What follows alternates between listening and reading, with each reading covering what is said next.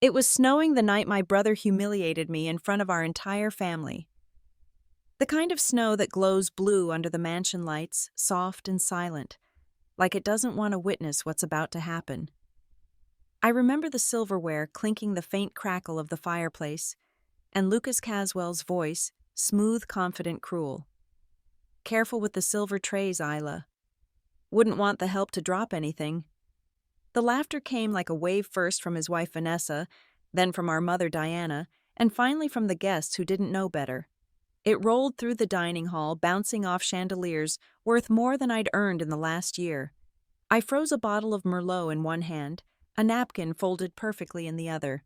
I should have been used to it by now. The jokes, the sideways glances, the reminders that I didn't belong at my own family's Christmas table. But that night, something different burned beneath my skin. They thought I was invisible. They were wrong. Lucas leaned back in his chair, wineglass balanced between two manicured fingers, eyes glinting with arrogance. "You know, Mom, it's funny," he continued. "Some people go to college, others go to serve tables. At least Isla's found her calling." Vanessa laughed again, that perfect nasal laugh she'd mastered at charity galas. "Oh, Lucas, don't tease her. Everyone contributes in their own little way. Even waitressing, I suppose, counts as service." I forced a smile, the same one I'd practiced for months working in the cafe downtown. A smile that hid fury behind politeness. I could smell the rosemary roast, the truffle butter, the overpriced wine luxury layered over rot. My father, Charles Caswell, said nothing. He sat at the head of the table, eyes glazed, the patriarch pretending not to hear. He'd perfected selective silence years ago, back when I stopped being useful to his company. "Would you like more wine, sir?" I asked Lucas, my voice steady. He smirked. "Sure, waitress. Just don't spill it on my suit. It's Armani." The laughter swelled again, and I felt something inside me splinter. For years I'd told myself their cruelty didn't matter, that peace meant walking away. But that night, under the glittering chandeliers of Caswell Manor, I realized peace was just a polite word for surrender. The butler cleared his throat awkwardly. "Miss Isla, Ms. Caswell, perhaps you should take a break." "No," I said, setting down the bottle with precision. "I'm fine." But I wasn't fine. I was calculating. Because if Lucas had looked closer, if any of them had, he might have noticed the faint blue light on my phone screen reflected in the wine bottle. The notification that had come through only minutes earlier. Forbes magazine. Vantage Tech founder, the youngest self-made billionaire in America. They didn't know yet. They didn't know that Vantage Tech was mine, that the company redefined data security across DeFi markets. The startup the press couldn't stop talking about, the CEO, whose identity was about to be revealed on Christmas Eve, was me. The irony tasted sweeter than any champagne on that table. I looked at my brother, at his perfect life built on inheritance and manipulation, and whispered quietly, "Enjoy the show." A year earlier, I'd been sitting in a cold Brooklyn apartment, my laptop balanced on two stacked pizza boxes, trying to convince a single investor that my prototype could change the future of digital trust. My name, Caswell, had opened doors once. Now it is closed. Every tech firm in New York knew I'd been blacklisted by my father after refusing to sign away my shares in Caswell Holdings. Families should stay in their lane, he told me the night he pushed the documents across his mahogany desk. "You were never built for business." He was wrong. I wasn't just built for it. I was born in it. When I walked out that night, I had $37 in my checking account, a second-hand laptop, and a fury so focused it could burn marble. I waited tables at dawn, coded at night, lived off instant coffee and exhaustion. And every time I heard someone call my name at the cafe Isla table, "Four needs water," I whispered to myself, "Keep going." Because I wasn't just waiting tables. I was building something they'd never see coming. Now, standing in that glittering dining room, surrounded by the family that had exiled me, I watched as Lucas gestured for another round of laughter. "You know, Mom," he said, swirling his wine, "I read somewhere that every billionaire starts somewhere. Maybe Isla's just working her way up from the kitchen." "Oh, please," Diana sighed, waving a jeweled hand. "Let's not talk business tonight. It's Christmas. Though, Isla dear, I do hope you've found stability. People your age should have retirement plans. Don't worry, I said, smiling thinly. I've invested wisely. It was true. My shares were rising by the hour. Out of the corner of my eye, I caught Adam standing by the door, half hidden among the catering staff. He lifted an eyebrow. I gave the smallest nod. The timer had started. I placed the last dish of roasted duck on the table and turned to leave, but Lucas called after me. Hey, waitress, don't forget to tip yourself on the way out. That was the moment my heart went quiet. Not angry, not broken, just silent. Because I finally understood the difference between losing and waiting. Losing meant it was over. Waiting meant the story hadn't finished yet. And maybe I thought, as the laughter blurred into a dull hum, maybe 5 minutes was all it ever took to change a life. By the time dessert arrived, the snow had thickened outside, wrapping the mansion in ghostly white. The guests chatted about market crashes and vacation homes, oblivious to the tremor that was about to rip through their perfect little world. Lucas's phone buzzed first, then Vanessa's, then Diana's. I was halfway across the room when I heard the first gasp. Oh my God. A pause. The sound of a chair scraping the floor. Lucas, someone whispered, "Look at this." The room went still. Only the crackle of the fire dared to move. I didn't turn around. I didn't need to. I could hear the rustle of expensive fabrics, the shuffling of panic as screens lit up one by one. Forbes, Vantage Tech founder. Isla Caswell, 27, becomes the youngest self-made female billionaire in America. No one spoke for a full 10 seconds. Then, like the slow collapse of a snow-laden branch, everything broke. Vanessa's glass slipped from her hand, shattering across the marble. Lucas's face was drained of color. My father looked up at the headline glowing on every phone, every tablet, every TV mounted on the wall. And I turned, finally meeting his eyes. "I told you," I said quietly, voice steady, "I've been investing wisely." The silence that followed wasn't awkward. It was historic. Outside, the snow kept falling soft and relentless. Inside, the Caswell empire had just cracked. And me? I just smiled, adjusted my apron, and whispered under my breath, "Merry Christmas." Because for the first time in my life, the girl they'd laughed at wasn't serving dinner. She was serving justice. I was 22 the night my father erased me from his company. It wasn't sudden, it was surgical. Cold, clean. The kind of betrayal that wears a tie and calls itself a business decision. He'd summoned me to his office at Caswell Holdings, the 42nd floor overlooking Midtown, where snow fell between the skyscrapers like slow ash. The air smelled like power cedarwood, old money, and something sterile beneath it. "Sit down, Isla," he said, not looking up from his monitor. I did, my hands pressed against my knees to keep them from shaking. On his desk sat a stack of papers, the top one stamped in gold: transfer of shares. Immediate execution required. "You've been working hard," he said, finally glancing at me. "I know that. You built the data division from nothing. But it's time to think strategically. Your brother's ready to take the reins, and the board needs clarity. Family loyalty. First right?" The words slid over me like ice water. "You're asking me to give up my shares." "I'm not asking," he said, his tone soft but absolute. "You'll still be part of the family, Isla. Just not the company." Lucas leaned against the window arms, crossed, smirking like he'd already won. "Don't look so shocked, sis. You're not really a business person. You're an engineer. You like the tech stuff. Leave the real work to us." I laughed, but it came out wrong. "The real work, I've spent 3 years building the infrastructure that keeps your company from collapsing every time someone forgets how to back up a file." Father sighed. "This isn't about skill. It's about perception. Investors don't trust women in technical leadership. It's not fair, but it's the market. The market. That invisible deity he worshipped more than family morality or truth. So you'd rather cut me out than face a few sexist investors?" He didn't answer. Instead, he pushed the papers toward me, a Mont Blanc pen balanced on top. "Sign tonight, Isla. We'll transfer the shares quietly. You'll receive a settlement. $500,000. You can start something of your own. Maybe a cafe or whatever it is you do now. $500,000 for my legacy. I stood my heart hammering. No. Lucas's smile faltered. You're making a mistake.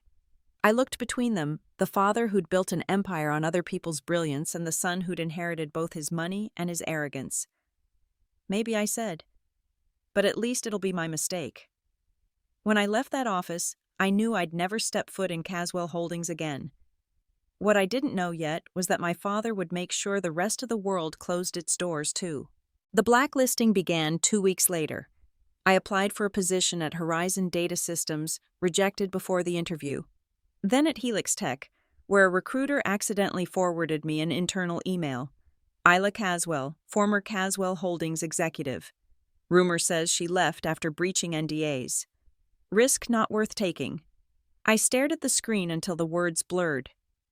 Breaching NDAs. A lie crafted with surgical precision. My father didn't just remove me from his company, he scrubbed me from credibility itself. I called him once from a payphone near Union Square. He didn't pick up. Instead, his assistant left a voicemail an hour later. Mr. Caswell appreciates your passion, but requests you stop contacting him about corporate matters. He wishes you well. Wishes me well. I spent Christmas that year alone in a sublet apartment in Queens, my bank balance shrinking and my pride already gone. The heat barely worked, and the walls smelled like someone else's cigarettes. But I had something no one could take my code. Every night after work, washing dishes at a late-night diner, I came home and wrote. Lines of Python strings of encrypted logic. I was building something I couldn't quite name yet. A way to track and authenticate financial transactions without human interference. Transparent. Secure. Unbreakable. Something that would make companies like Caswell obsolete. I didn't tell anyone. Not until a stranger with tired eyes and a Harvard sweatshirt sat at the diner counter one night and ordered coffee. You the owner, he'd asked. I laughed. If I were, I'd serve better pie. He smiled faintly, scanning the tablet I used to calculate tips. You coded this POS system yourself, I froze. How did you... The encryption. It's elegant. Not something a waitress just picks up. I hesitated. Who are you? He extended his hand. Adam Marlowe. Venture investor. Mostly early-stage startups. What are you building? I wanted to lie, but exhaustion had stripped away my caution. A decentralized financial verification engine. Real-time cross-ledger authentication for smart contracts. He blinked, surprised. You mean, like a blockchain-based trust protocol? Exactly. He stirred his coffee slowly. Does it work? Mostly. Needs funding for server access. How much? 20,000. He smiled, half amused, half impressed. You're ambitious. I'm desperate, I said quietly. He took a sip, then nodded. I'll invest 30, but I want 20%. I shook his hand before he could change his mind. That was how Vantage Technologies was born, between a cracked countertop and a cup of burned diner coffee. The months that followed were chaos and caffeine. I worked shifts until dawn, coded through the day, and slept in 30-minute bursts. Adam helped where he could, introducing me to contacts negotiating small grants. But it was my code that turned heads. 6 months later, a small blog called Tech Pulse Weekly ran a piece, Unknown Startup Disrupts Transaction Security, Vantage Technologies, raises $2.8 million seed round. I read the article in the back room of the diner, still wearing my apron. The words blurred as tears filled my eyes. Not because I was proud, but because it was the first time in years someone had written about my work without attaching my father's name. That night I walked out of the diner for the last time. My manager asked if I'd come back for the holiday rush. I told him I had other plans. The first office of Vantage Tech wasn't really an office. It was a one-bedroom apartment in Williamsburg, with Ethernet cables snaking across the floor and a mattress shoved against the wall to make space for servers. I hired 3 engineers from a freelancer forum. 2 of them quit within a week. The third, Priya Patel, stayed. She said, "You're crazy, but I like that in a founder." By autumn, Vantage had its first client, a mid-sized bank in Seattle, desperate for security solutions after a breach. We patched their entire network in 48 hours. The next week, 5 more companies called. Then 10.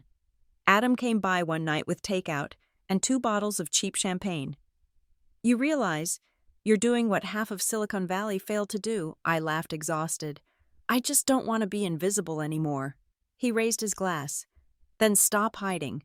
Let people know who built this. But I shook my head. Not yet. Because I wasn't ready. Not until the right moment. Not until the world would look at the Caswells and see me instead. The day Forbes called, I almost didn't answer. Ms. Marlowe, a woman's voice said, this is Isla. Who's calling Jennifer Cross Forbes Technology? We've been following Vantage Technology's growth. You've disrupted 3 major sectors in under a year. Our editors are preparing a cover story on emerging tech founders. Would you be open to an interview? My throat went dry. You want to feature me? She laughed. You, Ms. Caswell, are the story. For a long time after the call, I just sat there staring at my reflection in the dark monitor. The girl who'd been told she wasn't built for business. The daughter was erased from her father's company. The waitress mocked at Christmas dinner. The forgotten heir. Not anymore. Because I wasn't just building a company. I was building proof. And soon, very soon, the people who'd thrown me away would see exactly what they'd created. The cafe on Bedford Avenue smelled like espresso and rain-soaked wool. It wasn't glamorous peeling wallpaper, humming refrigerators, and a bell over the door that jangled every time a gust of winter air slipped in. But to me, it was a sanctuary. Between the morning rush and the late afternoon lull, it was where I disappeared into my double life, barista by day, founder by night. Hey, Isla, my manager Raina called from the counter. Can you cover table 6? Guy spilled his latte again. On it, I said, tucking a strand of hair behind my ear and grabbing a rag. The man smiled sheepishly as I wiped up the mess. Sorry, guess I'm all thumbs before my second cup. No worries, I said, voice automatic, polite. My mind was already elsewhere on the lines of code waiting in my laptop upstairs on the server migration Adam had promised to set up on the endless loop of progress and exhaustion that had become my life. He left a $1 tip. I smiled anyway. Every dollar helped. When the lunch rush faded, I slipped into the back room, locking the door behind me. My laptop glowed in the dim light, its hum steadier than my heartbeat. I opened the terminal window, fingers flying. Vantage Protocol 1.9. Commit successful. It was happening. My creation, a trustless verification layer that authenticated data transfers in under a second, was no longer a dream. The lines of code that filled my screen were the architecture of rebellion itself. For months, I'd hidden behind an alias, Marlowe. The tech world didn't know that the mysterious coder revolutionizing decentralized finance was a woman, or that she carried the last name Caswell. And that anonymity was power. Because every headline about Vantage Technologies was a strike against the family that said I couldn't do it. Adam called around too. You sound tired, he said. I am tired, I admitted, glancing at the clock. But the protocol's stable. We're ready for beta. Good. Because I've set up a meeting for tomorrow with Haven Capital. I froze. Haven was one of the most aggressive venture groups in New York. They'll never fund us, I said. Not if they find out who I am. They won't, he said simply. Let me handle that. Just show them what you've built. I closed my eyes, picturing my father's office, the sleek table, the walls lined with framed stock certificates, the photo of him shaking hands with the governor. He'd once told me, in this world, perception is worth more than innovation. Tomorrow, I was going to prove him wrong. The next morning, I traded my apron for a thrift store blazer and caught the subway to Midtown. The Haven Capital office towered over the street like a cathedral to capitalism, glass chrome, and the smell of fear disguised as ambition. Adam was already waiting in the lobby, calm as ever in his navy coat. Are you ready? He asked. No, I said honestly. He grinned. Perfect. That means you still care. Inside the conference room, 2 men in suits and 1 woman with sharp eyes waited, their expressions skeptical before I'd even spoken. The woman, Madison Lee, glanced at the deck in front of her. Vantage Technologies, she said, reading aloud. You claim to have solved verification latency across decentralized ledgers. That's bold, I smiled. It's not a claim. It's a demonstration. I connected my laptop to the screen. The numbers appeared data packets streaming in real-time transactions verified in under 0.8 seconds. Madison leaned forward. What's the failure rate? 0.02%, I said. And falling. Server dependency minimal. Our codebase can deploy on public, private, or hybrid infrastructure. One of the men interrupted. And what makes you think anyone will trust a no-name startup with this kind of data? I met his gaze. Because trust is all we have left when institutions fail. For a moment, no one spoke. Then Madison sat back, tapping her pen. We'll send a term sheet by Friday.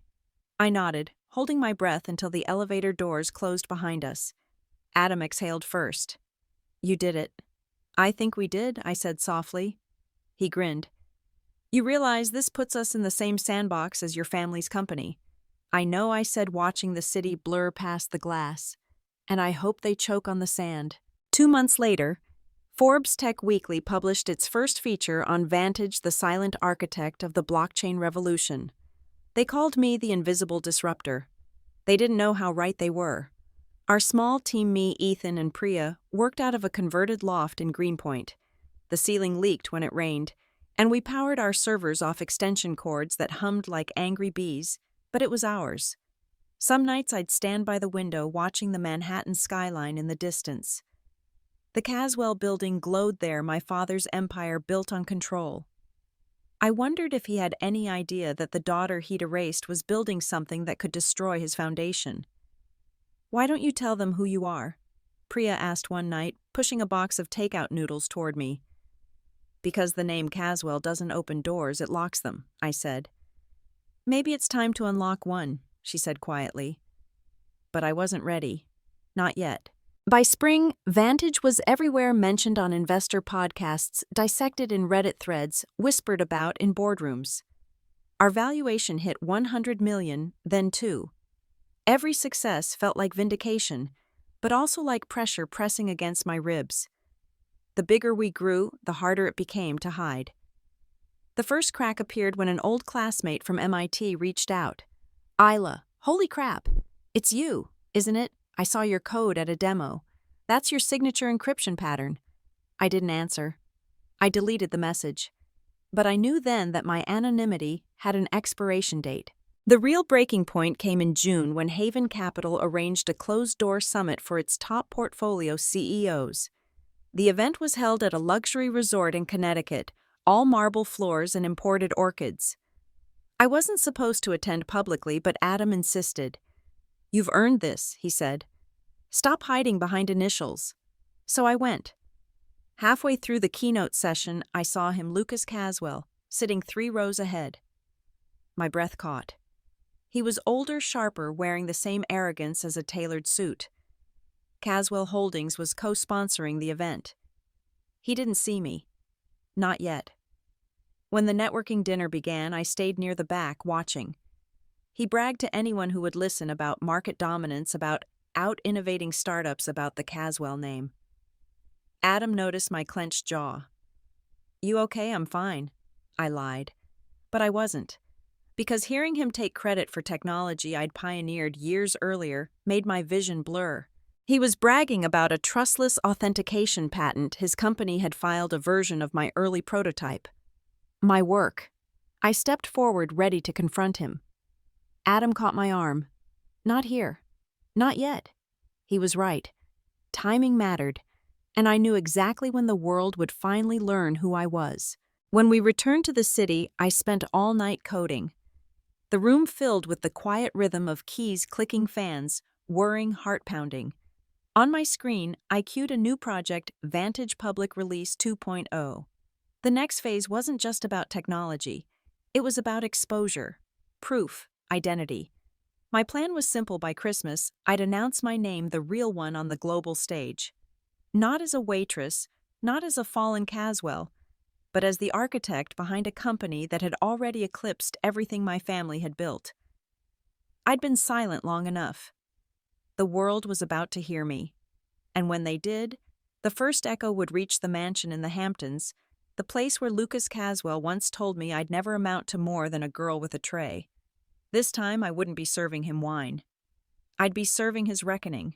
The night Vantage Technologies went live. Brooklyn was silent except for the hum of our servers. The old warehouse we'd converted into an office still smelled like sawdust and ambition. Priya was cross-legged on the floor, surrounded by cables, a can of Red Bull balanced dangerously on her knee. Adam stood near the window phone in hand, watching the city glow like a circuit board. Final check? I said, my voice steady but my palms slick. Server nodes connected, triple confirmed, Priya said. East Coast, West Coast, and Singapore are synced. Failover redundancy is at 100%. Press release scheduled. Adam nodded. Goes out at midnight. Headlines tomorrow. The Ghost Company challenging Wall Street. You're sure you want to stay anonymous? I hesitated, my hand hovering over the keyboard. Not forever. Just until they can't stop me anymore. Then let's make history, he said. I pressed enter, the server's word. The lights flickered once. Then the status monitor turned green. Vantage Technologies online. No fireworks, no applause. Just a hum. The sound of something beginning. I exhaled, realizing I'd been holding my breath for hours. That's it, Priya said, smiling. You just changed the way finance works. I laughed, half in disbelief. Then why does it still feel like we're one power outage away from ruin? Adam clinked his coffee mug against mine. Because that's how revolutions start, quietly. The next morning, the headlines exploded. Tech Radar unknown startup Vantage disrupts verification infrastructure. Bloomberg Wall Street's new threat comes from Brooklyn. Reddit. Is Vantage the real deal or another crypto mirage? Within 48 hours, we had calls from hedge funds, banks, and venture firms who'd once refused to even read my name on a resume. The irony was delicious and exhausting. Another term sheet from Stratacore, Adam said, tossing a folder onto my desk. They want 10% for $5 million. Tell them no, I said, scanning through an email from a Fortune 500 executive asking for a private demo. Priya raised an eyebrow. You just turned down $5 million. Money's not the problem, I said. Control is. She smiled. You sound like someone who's been burned before. Maybe I have.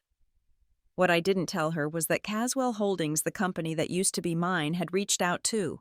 A message from their corporate account. We'd like to discuss potential collaboration. I deleted it without responding. By October, we'd moved into a real office in Soho. 3 glass walls, 1 coffee machine that actually worked, and the kind of sunlight that made ambition look cinematic. Reporters started camping outside the building, trying to guess who the mysterious founder was. They called me the Phantom of Finance. It would have been flattering if it didn't make me nauseous. Isla CNBC wants an interview, Adam said one afternoon. They'll disguise your voice if you want. You could use this moment. I shook my head. Not yet. The tech should speak first. He sighed. You realize this mystery can't last forever. I know. I paused, glancing at the skyline beyond the glass. But when I finally show my face, I want it to be somewhere they can't look away. In November, Vantage secured its biggest contract, yet a multi-billion-dollar data integrity deal with an international finance consortium. It was the kind of partnership that could cement our status permanently. But success came with shadows. Late one night, while checking network logs, I noticed an access attempt failed but precise. Someone had tried to mirror our private architecture using old credentials tied to an internal Caswell Holdings server. My stomach turned cold. Someone's probing our systems, I told Ethan, forwarding the alert. They're using Caswell IPs. He frowned. You think it's them? Who else would know what to look for? We locked down every node, updated encryption layers, and rerouted data through decoy servers. But I knew that style. It was Lucas, or one of his engineers. My family had found me, even if they didn't know what they were looking at yet. That night I couldn't sleep. I kept picturing Lucas's smirk the way he'd laughed at Christmas 2 years ago. I imagined him reading headlines about Vantage, about the invisible founder, and feeling the itch of suspicion. He was too proud to admit he'd been wrong, but too curious not to investigate. Good. Let him look. Let him wonder. Because when he finally discovered the truth, it would be far too late to stop me. Thanksgiving came and went. The team insisted on celebrating in the office paper plates, string lights, laughter echoing off the glass walls. For the first time in years, I wasn't lonely on a holiday. Priya raised a toast with sparkling cider. To Isla, or whoever you are today, you built something out of nothing. That's magic. Adam clinked his glass. To the waitress, who became a ghost. I laughed. Don't start calling me that. It sounds like I died. You didn't, he said softly. You came back to life. His words hung in the air heavier than they should have been. We cleaned up after midnight, and as the others left, Adam lingered. Do you ever think about what comes next? He asked. After this, after revenge, he said, his voice low. I looked at him, unsure how to answer. I haven't gotten there yet. He nodded slowly like he understood. Then I'll be here when you do. December arrived wrapped in frost and adrenaline. Our valuation had crossed 500 million. Forbes had reached out again, this time more insistent. They wanted to feature Vantage in their Top Innovators of the Year issue. The editor's email ended with one question: we would love to put a face to this revolution. Will you grant us that Adam urged me to accept? Priya said it was destiny. I told them no, at least not yet. Because while the world was celebrating Vantage, I was planning something else, something that would close a circle years in the making. A letter had arrived at my apartment that morning, sealed in gold wax. The handwriting was unmistakable. Caswell Holdings requests your presence at the annual Christmas gala. I turned it over, reading the embossed return address, the Caswell Estate, East Hampton. For a long time, I just stared at it. The same house, the same dinner, the same laughter that once tore me apart. Adam found me at my desk, the envelope still in my hand. What's that? He asked. An invitation, I said quietly. To the past. He frowned. You're not seriously thinking of going. Oh, I am, I said, a slow smile spreading across my face. But not as a guest. Isla. Relax, I interrupted. I won't crash their party.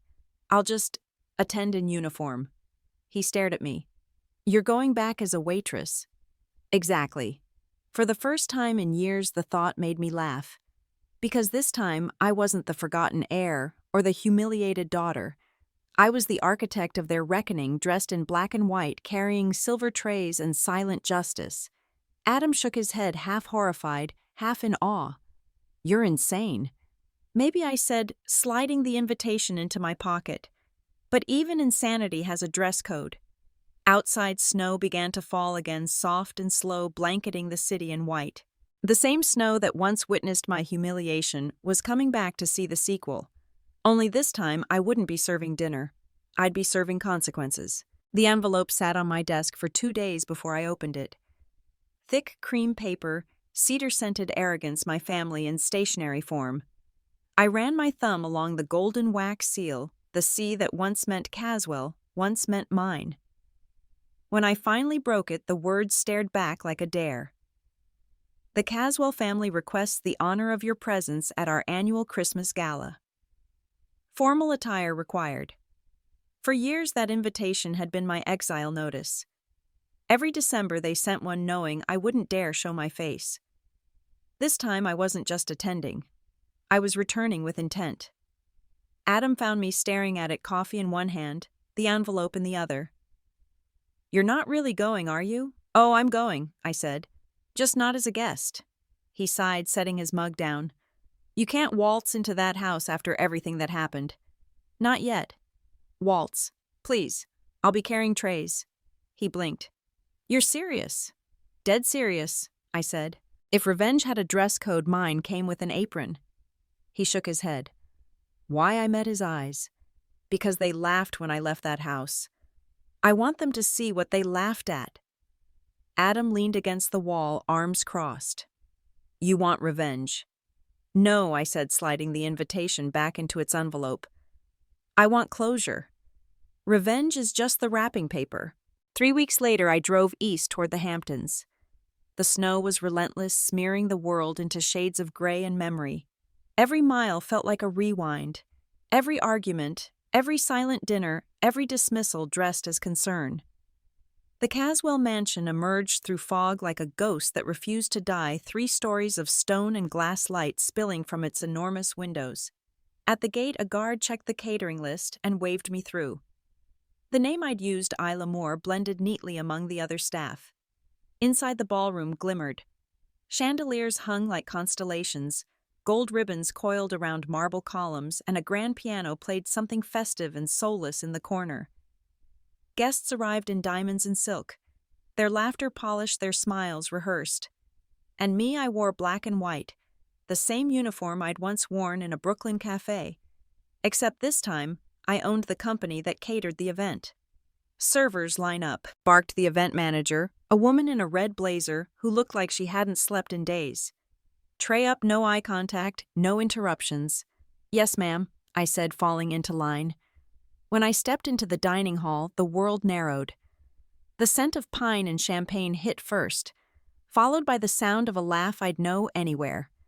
Lucas. He stood near the fireplace, hand at Vanessa's waist, surrounded by people who pretended to like him. His voice carried easily, arrogant and warm. "This year's been exceptional," he was saying. "Caswell Holdings just secured a new blockchain verification contract, revolutionary stuff. Our R&D team's working overtime. Caswell shares are soaring."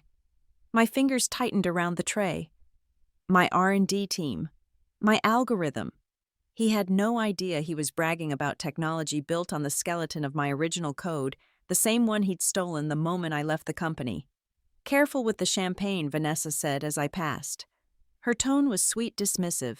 She didn't recognize me. None of them did. Almost disappointing. Almost. I kept my head down, making rounds through the glittering crowd. Faces blurred into noise until I reached the far end near the window overlooking the frozen garden. My father stood there. Charles Caswell, older now, slower, but still carrying that gravitational authority. Beside him, my mother sparkled in emeralds and disinterest. "Charles, a guest, said your son's quite the prodigy. I hear Caswell Holdings is entering the DeFi sector." My father smiled faintly. "Lucas has vision," he said. "It's a family trait." I nearly laughed. As I turned to refill a glass, his gaze brushed over me, brief, indifferent, and moved on.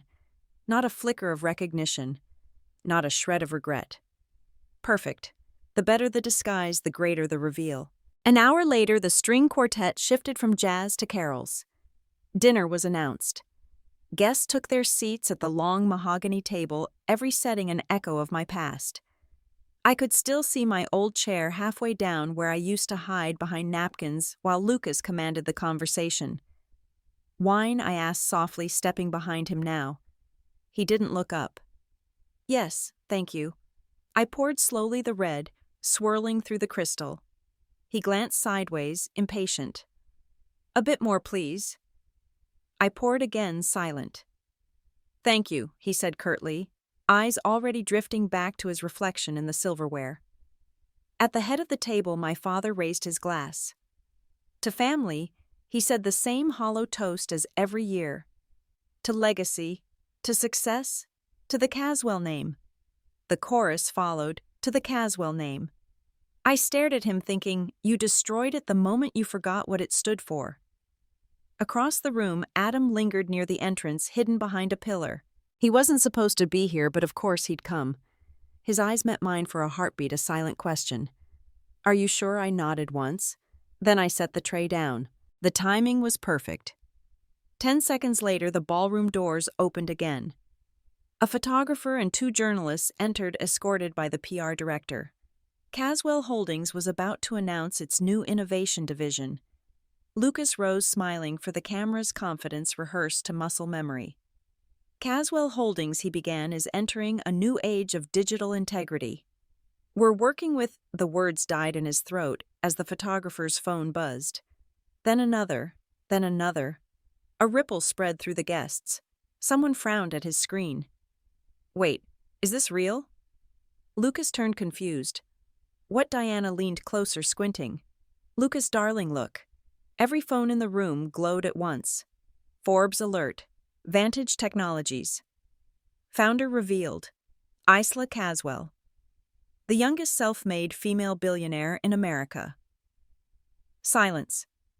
Then the collective intake of breath that comes before chaos. I didn't move. I didn't need to. Someone gasped. Vanessa dropped her fork. My father's glass shattered against the marble floor. Lucas's face drained of color as recognition hit like ice water. No, he whispered. No, that's me, I said softly. He spun toward me, disbelief collapsing into awe. Isla. The sound of my name after all these years felt like thunder. Miss Caswell, one of the reporters, stammered, You're here. I smiled, finally meeting their eyes. Just doing my job. Flashbulbs erupted. Cameras clicked. Guests murmured. Lucas's hand trembled around his glass. You planned this. I tilted my head. No, brother. I built this. I turned to the nearest journalist. Tell Forbes I'll grant a comment later. Tonight's about family after all. Then I walked away, the weight of their stares following like smoke. Outside, the snow thickened until the world blurred into silence. Inside, their empire cracked one headline at a time. For the first time in a decade, I wasn't invisible. I was inevitable. The silence after I walked out of that ballroom was almost holy. The air outside was crisp, sharp with ocean salt and pine. My shoes crunched over snow as I crossed the marble steps, each sound a clean punctuation mark. I didn't look back. Not at the house that once defined me. Not at the family whose laughter had cut deeper than any blade. Inside, I knew chaos had taken my place. By the time I reached my car, my phone was already vibrating, notifications, missed calls, journalists, investors, old classmates suddenly remembering my name. Forbes, Bloomberg, Business Insider, all running the same headline, the waitress who built a billion-dollar empire. The irony wasn't lost on me. I sat in the driver's seat, exhaled slowly, and watched the tension bleed from my shoulders. My reflection in the rearview mirror looked different. Calm, older, detached. The kind of calm that comes after surviving your own ruin. The passenger door opened. Adam slid in snow melting in his hair. You okay? I laughed quietly. Define okay. He smiled. You just detonated a decade of family hierarchy. That dinner's going to feed Wall Street gossip for years. Good, I said softly. Let them talk. He studied me for a beat. You didn't do it for the press. No, I said. I did it because they needed to see who they threw away. The next morning, the world woke up to me. Every financial outlet carried my face, my rise, my silence. The internet is split between awe and analysis. Who was she? How did she do it? Partnership offers flooded my inbox. Startups, VCs, even a book deal. At 5 a.m., Priya texted, You broke the internet. Proud of you, boss. By 8, the office buzzed with nervous excitement. The team clustered around the big screen replaying footage from the gala. Look at Lucas's face, Priya said, laughing. That's pure panic. Adam whistled. Caswell Holdings stock is down 12% since last night. I didn't smile. It's not over. Because humiliation was only the beginning. Men like Lucas didn't fall cleanly, they dragged everyone down with them. By noon, I was proven right. My assistant called through, You'll want to see this. On screen, the Caswell Holdings logo glowed behind a row of executives. Lucas sat center jaw tight, performing composure for the cameras. My sister's venture, Vantage Technologies, is an independent entity, he said. We wish her well, though we question the integrity of her methods. My jaw clenched. She was part of Caswell Holdings before departing abruptly, he continued. Much of our early research contributed to her current company. We're exploring legal options to ensure intellectual property remains protected. Priya swore softly. He's calling your company a copy. Adam looked at me. We can refute this immediately. No, I said, standing. Let him dig. Both stared at me. The deeper he digs, I said, the more rot he'll expose. Every patent, every line of code carries my signature. Adam exhaled. So we play the long game. The only game worth playing, I said. That night I stayed at the office long after everyone left. The city glowed against falling snow reflections ghosting across the glass. I opened my old files, the ones from Caswell Holdings. Line after line of code scrolled by, each time stamped, each tagged with my name. Proof of ownership, proof of betrayal, proof of survival. Behind me, footsteps. Adam appeared with 2 coffees. You should go home. Sleep. If I go home, I'll think too much. He set a cup beside me. Then think here. Just remember to breathe. I smiled faintly. The last time I saw them terrified was the day they fired me. Lucas laughed, saying, I'd never survive outside their shadow. And now I said, closing the laptop, I'm the one casting it. He studied me quietly. You got what you wanted, Isla. Don't lose yourself chasing the echo. I wanted to tell him he was wrong, that I was fine, that revenge hadn't changed me, but part of me knew power could become its own kind of cage. 2 days later, Caswell Holdings crashed again. Harder. Major investors pulled out. A leaked document revealed Lucas had inflated quarterly earnings. Whispers of insider trading spread like wildfire. It was poetic justice, and it unsettled me. I hadn't done it. I hadn't leaked anything. So who had, when I asked? Priya and Ethan both denied it. We protect our success, Adam said. We don't sabotage others. Still, something in my gut twisted. Someone else was moving the pieces. That night my phone rang. Unknown number. Miss Caswell. The voice was calm, female familiar. Margaret Lane, former compliance officer at Caswell Holdings. We should talk. About what? About your brother, she said, and how he's been falsifying records for 3 years. I have proof: emails, wire transfers, board memos. He's about to bring the company down. My pulse quickened. Why tell me? Because you're the only one who'll use it properly, she said, and because he tried to destroy you. Call it professional karma. Then she hung up. By morning, the story broke: Caswell Holdings under investigation for fraud and insider trading. Stock fell 20% overnight. The board in an emergency session. Reporters at the gates. My phone buzzed, my father calling. I didn't answer. On screen, Lucas was being escorted from the building, face-pale eyes, hollow cameras flashing like judgment. I waited for triumph to come. It didn't. What arrived instead was quieter, heavier, pity. Because even as he fell, he still believed he was untouchable. That night as I left the office, Adam caught up to me. You did it, he said. The company's collapsing. Your name's cleared. It's done. Is it? I asked. He hesitated. You tell me. I looked out at the skyline, an expanse of glass and ambition. Cities don't care who wins. They only reflect who's left standing. Maybe it's never done, I said quietly. Maybe it just changes shape.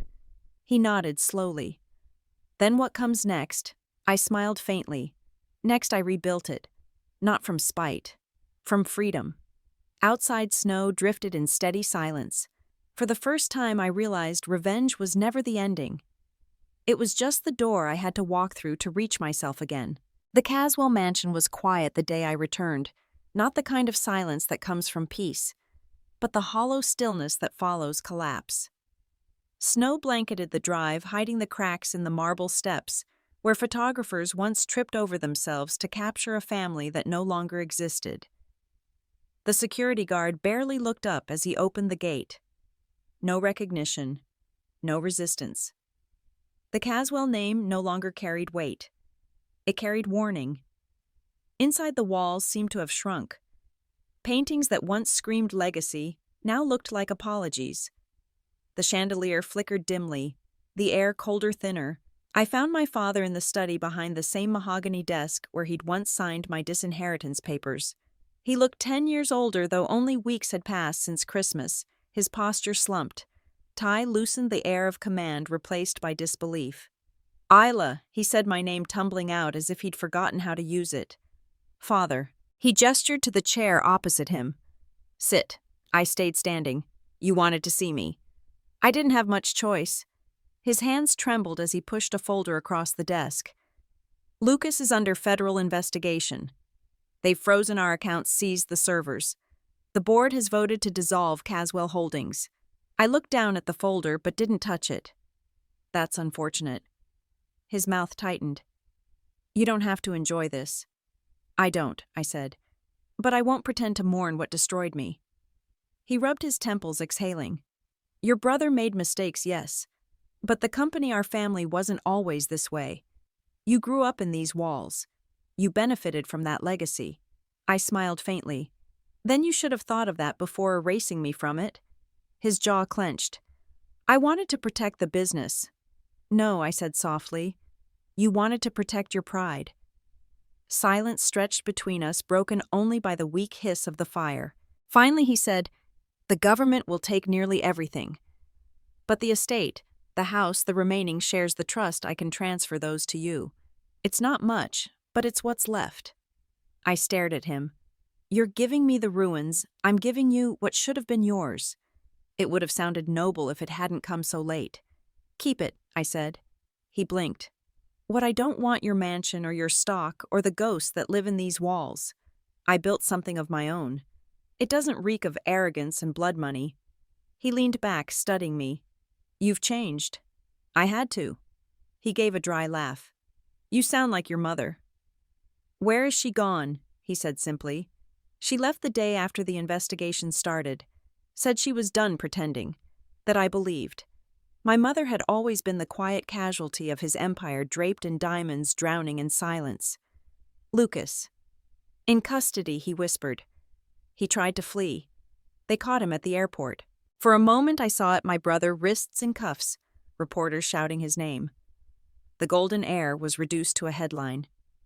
He'll blame you, I said. He already has. He looked down at his hands. But the truth is, I built a son who thought deceit was strength. That's my legacy. I wanted to hate him. I'd rehearsed that hatred for years, but standing there watching him wilt under the weight of his own making, I felt something else. Not forgiveness, not yet, but understanding. You can stop building legacies, I said quietly. Start being human instead. He looked at me like he no longer knew how. I didn't stay long. The house felt like a mausoleum, and I'd already buried too many versions of myself there. On the drive back to the city, I rolled down the window and let the winter air sting my skin. Adam called as I crossed the bridge. You okay? I just had coffee with the ghost of capitalism, I said dryly. That bad. He offered me everything he lost. I told him I didn't want it. A pause. You know, most people would have taken it. I'm not most people anymore. He chuckled softly. No, you're not. At the office, the world was moving forward. Vantage thrived. Investors lined up. Journalists asked for exclusives. Our valuation doubled since the Forbes reveal. But I stayed quiet. I didn't post, didn't boast. Something in me had shifted. Revenge had been the fire that fueled me. But fires, if left unchecked, consume everything. One night, Priya found me staring out at the skyline. You look like you're somewhere else, she said. Just thinking. About them, about everything I admitted. I spent so long proving I didn't need them that I forgot what I actually wanted. What do you want now? Peace, I said simply. And maybe purpose. She smiled. Then maybe it's time to build something that isn't about them at all. Her words stuck. 2 weeks later, I made an announcement. Vantage Technologies would launch a philanthropic initiative, the Caswell Foundation for Innovation and Equity, funding young women in tech who came from nothing just like I once had. Adam raised an eyebrow. Caswell Foundation. It's not for them, I said. It's for me, for the version of me they erased. He grinned. You're turning your name into a weapon for good. Not a weapon, I corrected. A blueprint. The media loved it. Investors applauded. But the real closure came quietly. One morning a letter arrived, handwritten, no return address, only the familiar curve of my mother's handwriting. Isla, I saw the news. I wanted you to know I left your father because of you, not out of shame, but because you reminded me courage still exists. I've taken nothing but my name. It's enough. I'm sorry I didn't defend you when I should have, but I'm proud now in the way mothers dream to be. Be free. Mom.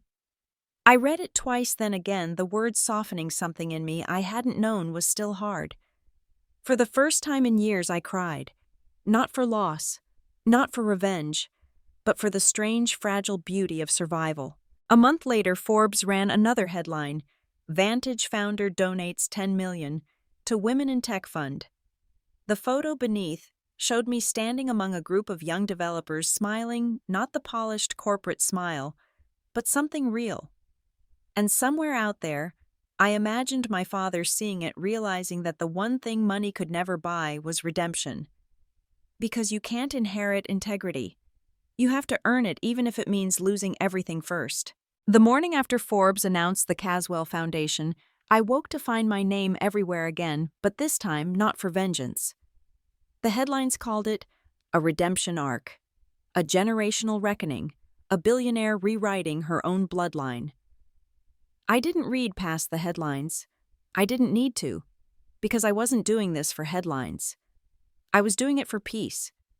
But peace, I was learning, rarely arrives without ghosts. The first ghost showed up 3 days later, wearing a gray suit and a haunted expression. "Ms. Caswell," my receptionist said, peeking into my office. "There's someone here to see you. Says it's urgent." When the door opened, Lucas stood there. He looked nothing like the golden boy of Christmas past. His hair was unkempt, his tie crooked, the sharpness in his eyes dulled by exhaustion. For the first time in my life, my brother looked human and almost small. 5 minutes, I said. He hesitated before stepping inside. The door clicked shut behind him like a sentence being passed. "I didn't know where else to go," he said quietly. "That's new," I replied. "You always had everywhere to go." He gave a short, humorless laugh. "You're enjoying this." "No," I said. "But I'll admit it's strange watching you stand in my office instead of the other way around." He looked around, his gaze moving over the glass walls, the panoramic view of the skyline, the awards, the life that used to be his mirror and now mocked his fall. "This is yours," he said softly, almost to himself. "It's always been mine," I replied. "You just didn't want to see it." He rubbed his hands together like a man trying to warm himself in the cold. They froze, everything: the house, the accounts. Mom's trust. "I have nothing left, Isla. Nothing." The words hung in the air, heavy and thin. "Maybe that's what it takes," I said. "To finally understand what you did to me." He flinched. "I didn't mean to destroy you. Intent doesn't erase the consequence," I said flatly. "You mocked me, called me a failure, told everyone I'd never survive without you. You took credit for my work, Lucas, for years. You erased me and then laughed while I starved." He didn't defend himself. He just sat down, shoulders caving inward, eyes fixed on the floor. "I thought I was protecting the family name," he murmured. "Dad said you were reckless, that you'd ruin everything." I believed him. And now I see he ruined it all himself. I leaned back. "So what do you want from me?" He hesitated. "A chance to make it right." The room fell still. "You can't fix years of damage with an apology," I said. "But if you want redemption, start with the truth. Publicly. Tell them who built the code, who you stole from." He swallowed hard. "That would destroy what's left of my reputation. Then maybe destruction is what you deserve." He stood, the flicker of his old arrogance flashing in his eyes. "You think you're better than us now, because you have shares and stock and your name in Forbes." I didn't blink. "No. I just finally know who I am without needing you to tell me." He stared at me for a long time before nodding once. "You always were the brave one," he said softly. "I just didn't realize it until too late." Then he turned and left. Through the glass, I watched him walk away, swallowed by the reflection of the city. For a moment, I almost felt sorry for him. Almost. 2 weeks later, the second ghost arrived. I was in a board meeting when my assistant handed me a letter. Handwritten. No return address. Inside, meet me at the place where you first learned to fail. No signature. But I didn't need one. The place was obvious, the tiny cafe in Brooklyn where I'd once worked after my family cast me out. The cafe where I'd written the first fragments of the Vantage algorithm between refilling coffee cups. I went alone. The bell over the door jingled the same way it had years ago.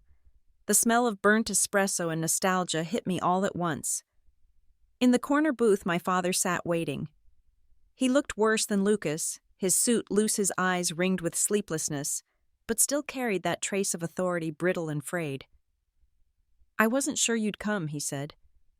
"I almost didn't," I replied. He gestured to the seat. "Please." I sat more out of curiosity than grace. I wanted to say. He paused, struggling with words that didn't come easily to men like him. "You were right. About everything." The admission landed with the weight of a confession. "I built an empire," he continued, "but I never built a family. I thought I could manage both the same way. That control meant love." He exhaled shakily. "But people aren't assets. They're not stocks to be traded for loyalty." I didn't speak. I just listened because silence was the only thing that didn't wound him. "Why tell me this now?" I finally asked. "Because I saw your foundation," he said quietly. "Because I saw our name doing something good for once. And because I wanted you to know I'm proud of you, even if I never deserved to be." For a moment my throat closed. I hadn't realized how much I needed those words until I heard them. "Do you want forgiveness?" I asked. He shook his head. "No. Just for you to keep doing what you're doing. Make the Caswell name mean something again. Something clean." There was a tremor in his voice, a faint echo of the man he might have been if greed hadn't corroded him. He slid an envelope across the table. "This is all I have left. 5% of the remaining Caswell shares. Worth almost nothing now. But maybe one day it'll be more." I looked at the envelope but didn't touch it. "Keep it," I said. "Let it remind you of what you lost." He nodded slowly. "You sound like your mother." "Good," I said softly. "She's the only one who ever told me the truth." When I walked out, snow was falling, slow, quiet flakes catching in the amber streetlight. I stopped at the corner where I used to wait for the bus after late shifts, clutching a notebook filled with sketches of impossible ideas. That girl still lived somewhere inside me. But she wasn't waiting anymore. She was walking forward. A week later, Forbes emailed again. They wanted a follow-up feature, The Family Empire That Ate Itself and the Woman Who Rebuilt It. I declined. Instead, I sent one line back. "This isn't a story about revenge. It's a story about reclamation. Because revenge ends. Reclamation doesn't. It keeps growing, branching into something cleaner, braver, more human." That night I stood at my office window, the city below blanketed in snow that glowed like a fresh page. Adam joined me, his reflection merging with mine in the glass. "You did it," he said softly. "No," I said, watching the snowfall. "I survived it." He smiled. "Same thing in the right light." I turned to him, the skyline glittering behind us. "Maybe," I said. "But survival's only the first chapter." He raised an eyebrow. "And the next living," I said simply. And for the first time in years, I knew exactly what that meant. Not building empires out of glass and gold, but growing roots in the ashes. Not in power, not in wealth, but in peace. The first snow after the scandal didn't feel like a season, it felt like a reset. By January, the city had turned white, the air sharp enough to taste. I walked to work most mornings now, wrapped in a gray coat that wasn't designer, sipping coffee from a corner cafe instead of the executive machine that used to define my mornings. For the first time in years, my routine felt like mine. At Vantage, things had finally stabilized. The chaos after the Forbes revelation had faded into rhythm. Contracts were steady. Investors stopped calling daily to check in. Our team expanded to 50 employees, and for the first time when I entered the office, people didn't go quiet, they smiled. But beneath the success, something quieter began to take root. A restlessness I didn't recognize. Priya noticed first. "You're too calm," she said one morning, flipping through quarterly projections. "You've hit every target. Most founders would be celebrating right now." I smiled faintly. "Maybe I'm not like most founders." She tilted her head. "Or maybe you don't know how to stop fighting." The words lingered long after she left. Because she was right. For so long, I'd been defined by defiance against my family, against their cruelty, against the fear of never being enough. Fighting had become my oxygen, and now in the quiet aftermath of victory breathing felt strange. Silence, I was learning, could be terrifying. That night I walked through the city without purpose. The streets shimmered under street lamps, puddles of melted snow catching reflections of skyscrapers like mirrors to another life. My feet carried me where my thoughts wouldn't admit I wanted to go. Pier 14. It looked smaller than I remembered. The boards creaked underfoot, and the ocean wind bit at my cheeks. I used to come here with Lucas when we were teenagers, sneaking out after midnight to dream about futures we'd never live. Now the pier was empty except for the water whispering secrets to the dark. "You look like you're waiting for something," a voice said behind me. "Ethan." He held 2 steaming cups of coffee, his hair dusted with snow.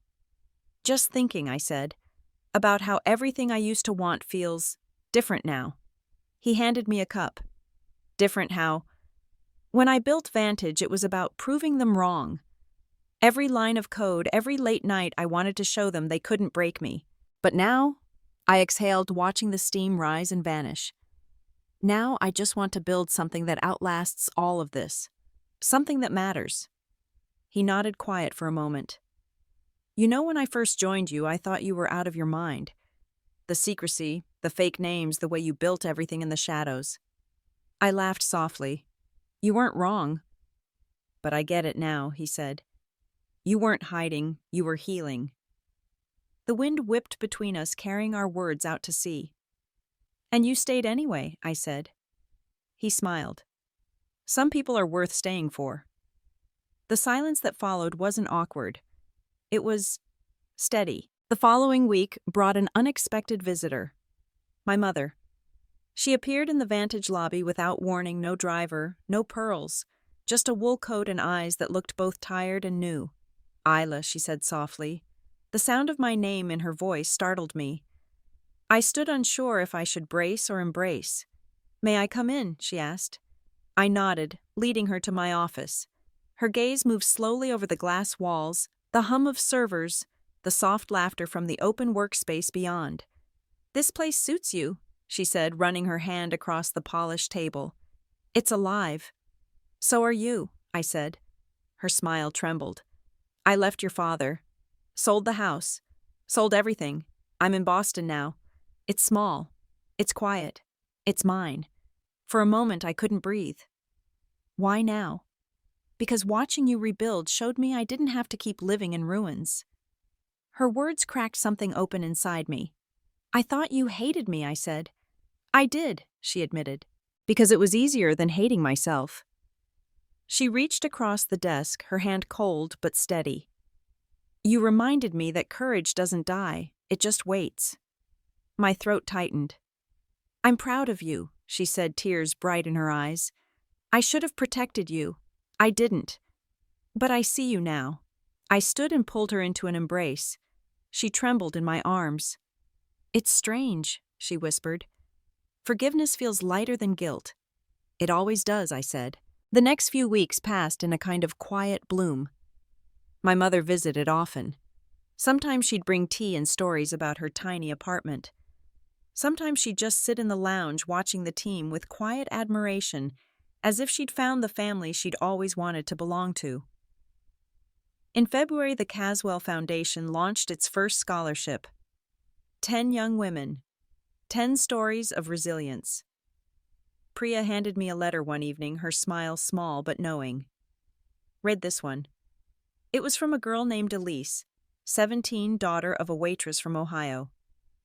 "I saw your story, Ms. Caswell. I'm not smart enough for MIT or rich enough for Stanford, but maybe I can be brave enough to try.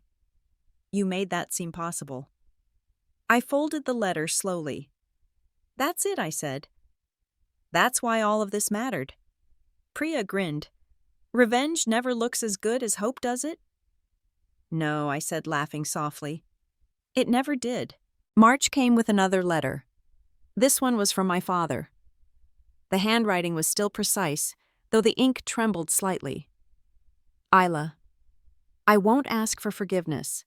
I don't deserve it. But I wanted you to know I'm selling the last of the Caswell assets. The proceeds will go to your foundation. Consider it restitution, not redemption. Redemption is yours now. You built it yourself. Charles Caswell. I read it twice, then tucked it beside Elise's letter in my desk drawer. 2 voices, 2 generations, both admitting what power never could, sometimes destruction, is the only path to clarity. That night I went back to Pier 14. The water was calm, black glass rippling under the city lights. I thought of my family, the arrogance, the collapse, the ghosts still learning how to live without walls made of money. Adam joined me, hands deep in his coat pockets. You come here a lot, he said. It's quiet, I replied. He looked at me, his breath visible in the cold. You ever think this is what you were chasing all along? Not revenge, not justice, just quiet. Maybe, I said. But quiet's only worth something when you've earned it. He nodded. Then you've earned it. We stood there until our hands went numb, the city's hum fading behind us. When I finally walked away from the pier, I didn't look back. The snow began again, soft, slow, forgiving, covering everything in white, clean, new, like forgiveness itself. The spring thaw came slowly that year, as if winter didn't want to release its grip on the city. From my office window, I watched it melt day by day, snow softening to gray slush ice breaking apart along the Hudson, the skyline losing its white edges. The world was thawing. But somewhere inside me, something still stayed frozen. Vantage Technologies had grown faster than I could process. Our valuation had crossed $1 billion. I said the number once just to hear it out loud, and it still felt like fiction. The press called me the quiet billionaire. I didn't mind the title. Silence, after all, had built me. But success has a way of shining light into places you'd rather keep dark. And light, I was learning, always comes with a price. It started on an ordinary morning. Ms. Caswell, my assistant, said through the intercom, "There's a Mr. Stanton from the Department of Commerce on line 2. Says it's urgent. Government calls were rarely about congratulations." "This is Isla Caswell," I said, picking up. "Ms. Caswell." "Good morning," Stanton began briskly. "We've detected cybersecurity activity linked to your blockchain division. There's a potential breach. Your servers flagged a mirrored transmission at 3:42 a.m. I straightened in my chair. A breach from where an external node traced to an IP address in Switzerland. Encrypted. It's pulling mirrored financial data transaction patterns, not client info. My pulse quickened. "You're saying someone's replicating our system? More like shadowing it," he said. "And here's the part that caught our eye. They're using Caswell Holdings' legacy code." The words dropped like a stone. That code wasn't supposed to exist anymore. I'd dismantled it, burned the archives, erased every fragment when the empire fell. But ghosts, it seemed, don't die easily. Within hours, the office was in controlled chaos. Priya coordinated the tech sweep, her fingers flying over the keyboard as she pulled up mirrored data streams on a wall of screens. Adam handled communications, drafting statements just in case. "Whoever's doing this," Priya said, not looking up, "they're good. They've built a parallel validation system, identical structure, identical flow. On the monitor, I watched data lines ripple like reflections in a lake." "Shut it down," I said. "If we block it now, we'll lose the trace route," she warned. "Then isolate it.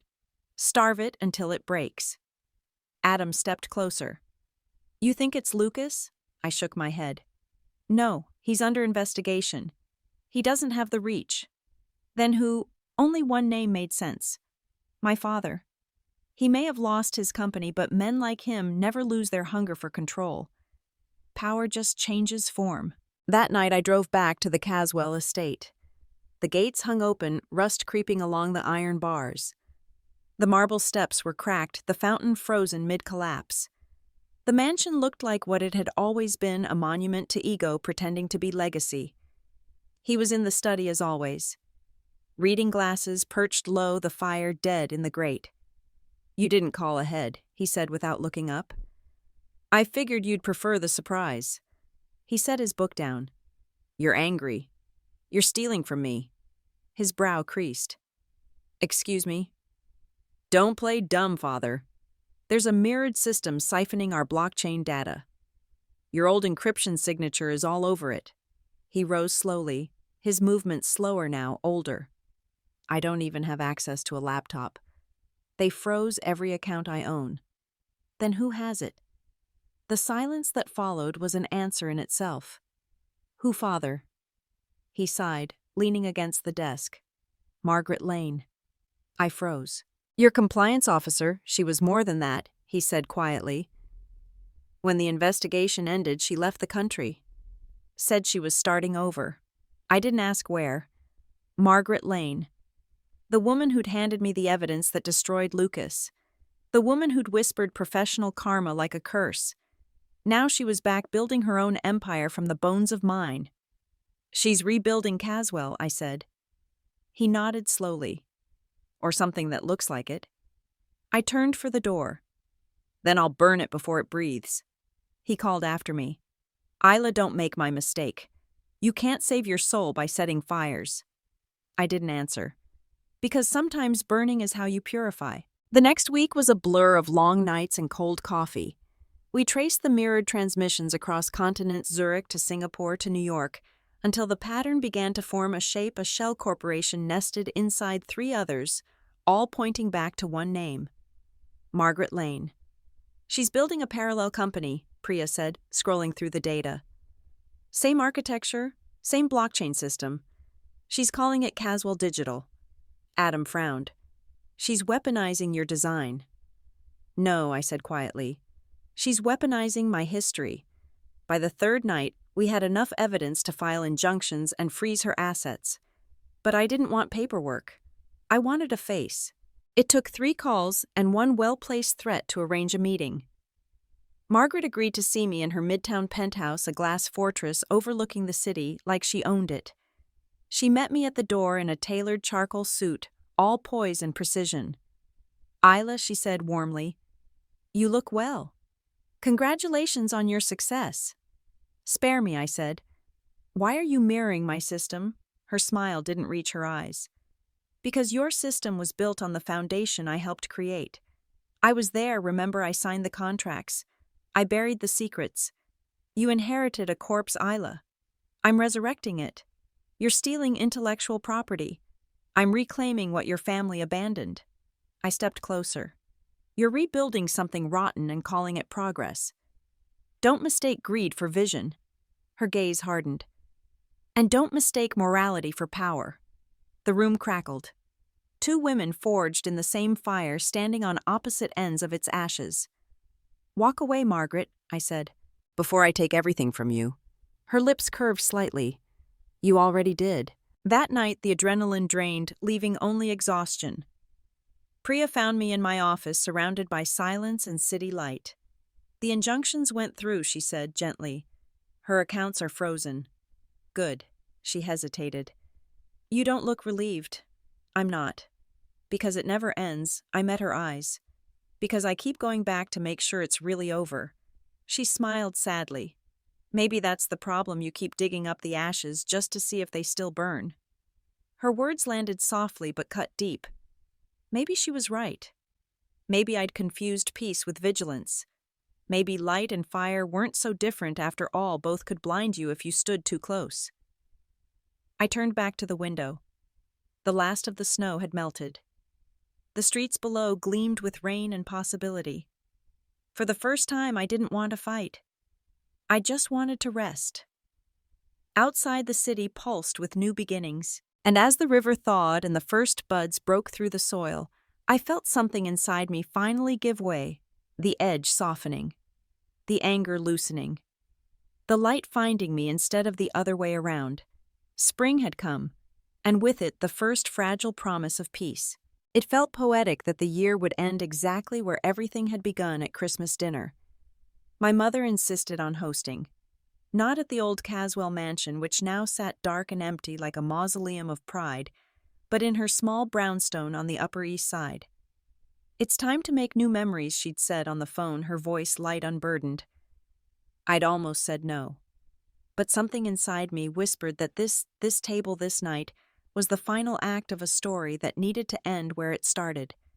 So I said yes. Snow fell in lazy spirals as I climbed her stoop, the city glowing gold beneath streetlights. Inside, the scent of rosemary and orange peel mixed with the low hum of jazz. The laughter drifting from the dining room didn't sound forced, it sounded human. And then I saw him. Lucas. He stood by the fireplace, a glass of wine in hand.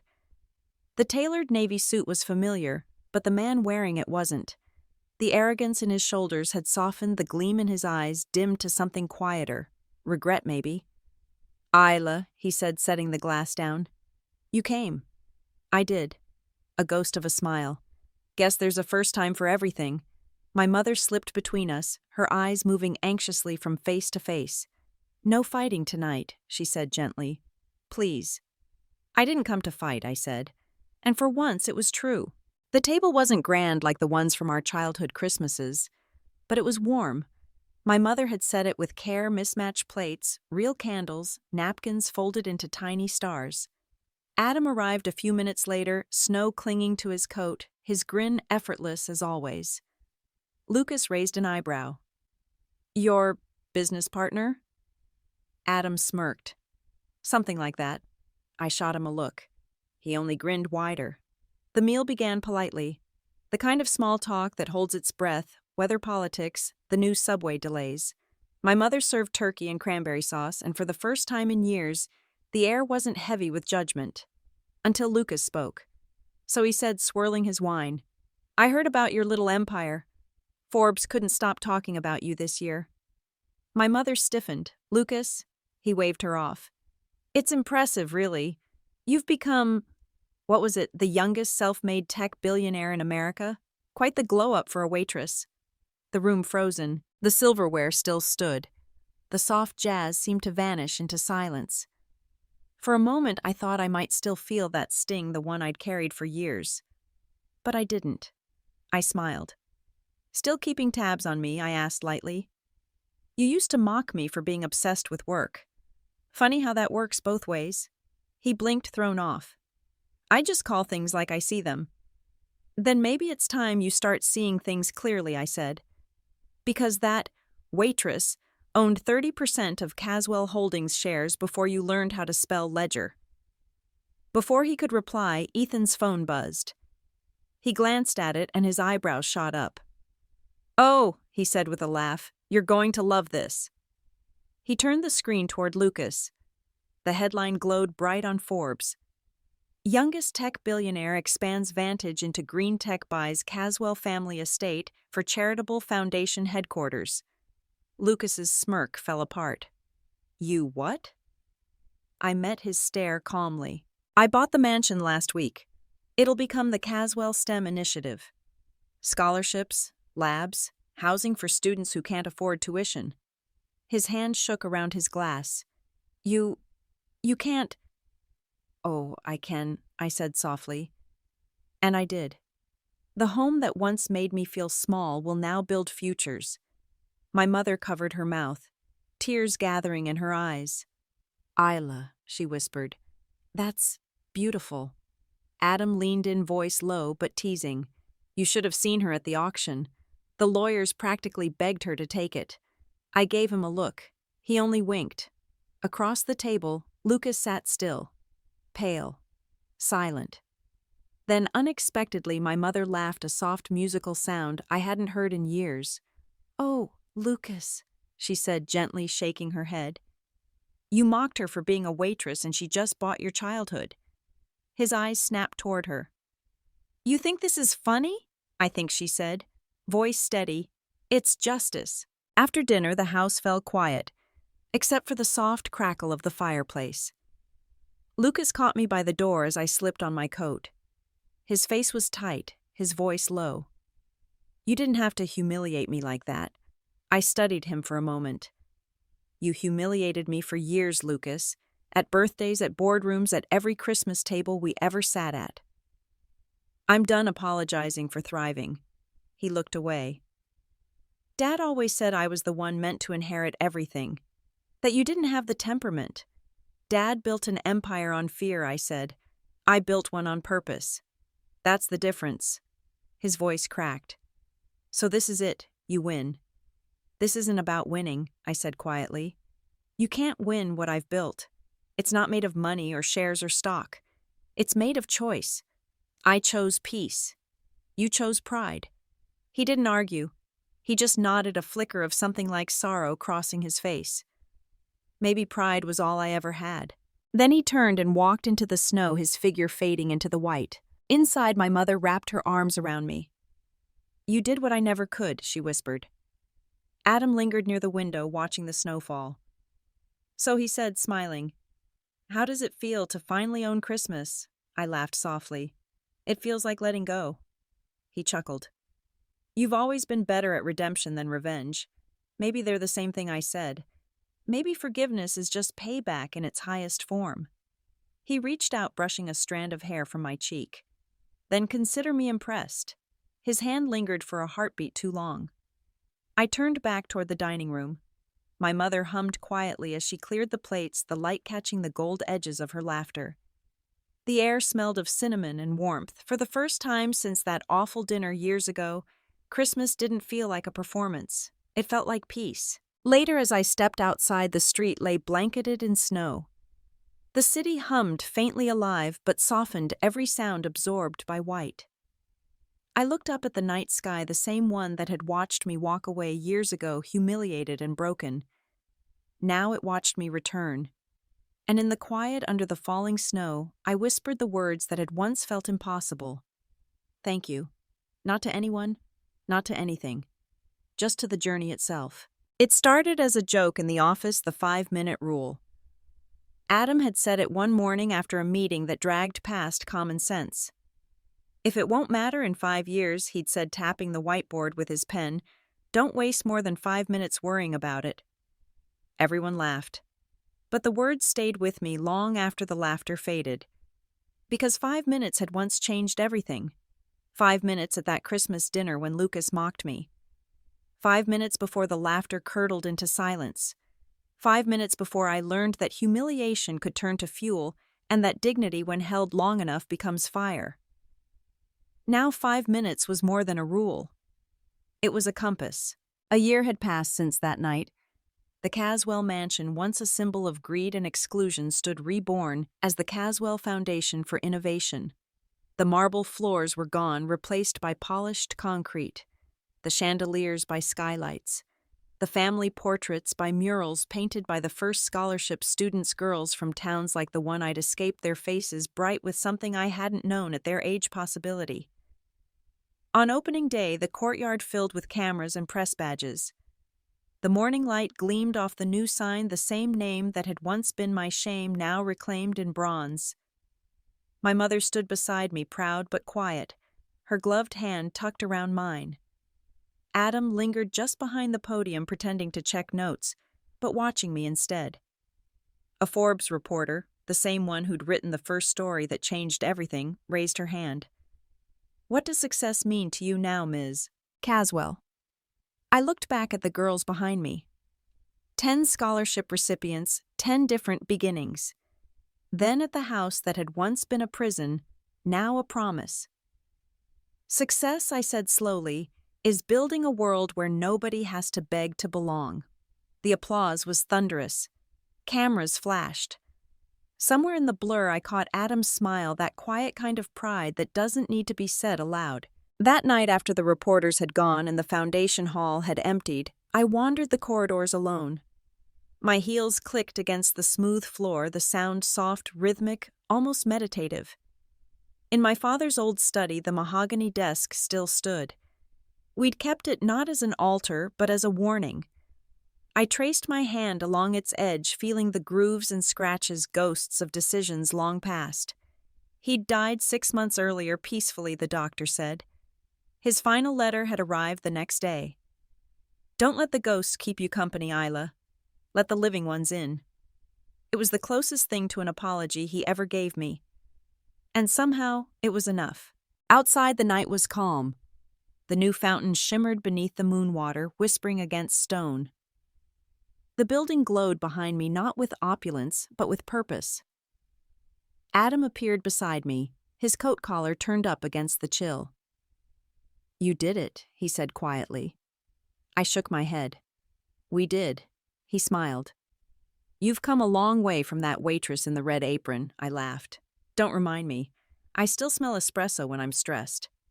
He reached into his pocket and handed me something small and cold, a key. I frowned. "What's this?" "The cafe on Bleecker Street," he said.